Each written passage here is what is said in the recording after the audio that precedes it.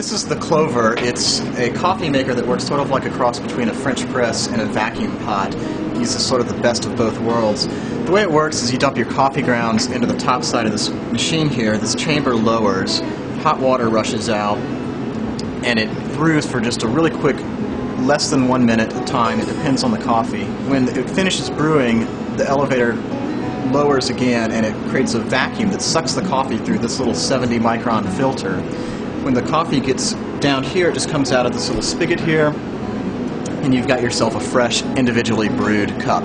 Now, the machine itself cost $11,000, which sounds expensive, but basically what you're paying for is a team of Stanford engineers to build this thing by hand.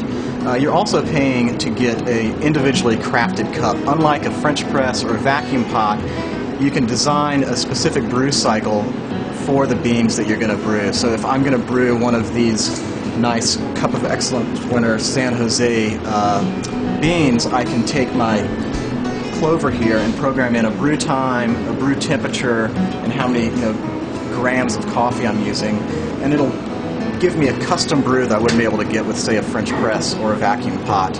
Another way it beats the French press is it doesn't leave the sediment in that you get that. When a French press, you push the coffee down, the bloom or the grounds down through the coffee, and then you pour it, and a lot of times you'll get some sediment in your cup. This doesn't do that.